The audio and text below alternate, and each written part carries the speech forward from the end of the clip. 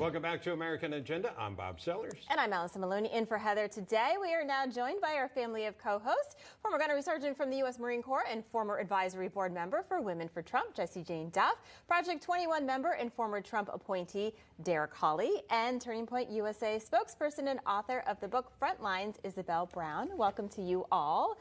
Now, President Biden just finished speaking to troops in Middle Hall, United Kingdom, and he had a lot of, typical things that we expected him to say. But obviously, the big part of this trip really is him having this meeting with President Putin. And he did say, guys, just to kind of brief you a little bit, he did say that I'm going to meet with President Putin and I'm going to let him know what I want him to know. Jessie Jane, I want to go to you. How do you think he's going to handle this meeting? Do you think he has a strategy? Do you think it's some I've read say it's pointless for him to even meet with President Putin? But I want to get your thoughts because President Trump and President Biden, very different as to how they handle other countries' leaders.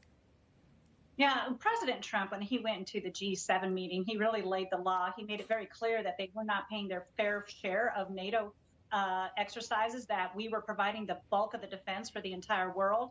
So it's interesting to see Biden try to sound like he's going to be tough on Putin when he just allowed the pipeline that's going to go through that had been actually prevented by the Trump administration, while meanwhile he's here in the United States cutting off his own Keystone pipeline.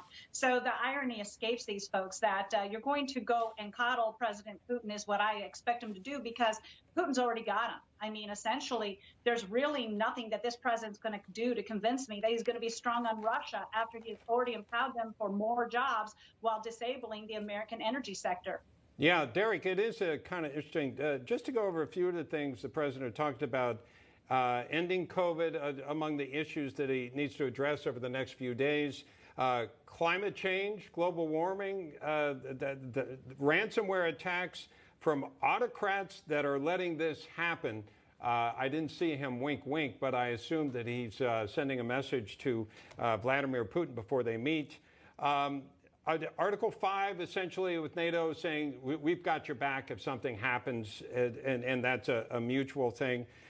Transatlantic partnership. So these are all kind of the best of things, Derrick, that he talked about. But it seems like what rises to the top, I think Allison is already commenting on, everybody's wondering about that meeting he's going to have with Vladimir Putin. Who's going to get the best of that? Yes, and I kind of agree with Jessie Jane on a lot of the points. I mean, what is he going to say to Vladimir Putin after allowing this man to go forward with this pipeline? I got to echo what Jessie Jane just said, because that makes no sense to me, allowing a pipeline to go through your when you stop the pipeline right here in our own country in your first day of office. And again, it just makes me wonder, when it comes to this energy, what's going on right here? And even who's really getting paid at the end of the day? Because the other thing he's going to talk about pulling out of the Paris Climate Agreement. When President Trump pulled out of that agreement, we were due another $1 billion to the fund. And so far, the United States was the only one who paid into that fund out of all the superpowers. And so I don't understand what this whole thing is about getting back into this agreement. And because I'm wondering, and the funds, there was no oversight over any of this money. Yeah. So we know. Yeah. So I don't understand it. Right. Isabel, I wanted to get your take on what's going on with G7 with the President Biden's relationship now. I found Biden's speech just then to our troops overseas full of contradictions, and I'm receiving very mixed messages from our president on what we want the role of the United States to be on the global stage moving forward in his administration, particularly discussing Russia. He mentioned that we as the United States are not looking for conflict with Russia, but what he called a strategic and predictable relationship. To me, that sounds like rolling over when things get tough and allowing Vladimir Putin to take the reins in terms of our relationship, rather than doing the tough thing and standing up when a really true leadership from the Western world really needs to rise to the top in international relations. But beyond that, this G7 summit is so crucial in understanding the role of government in private citizens' lives all over the world.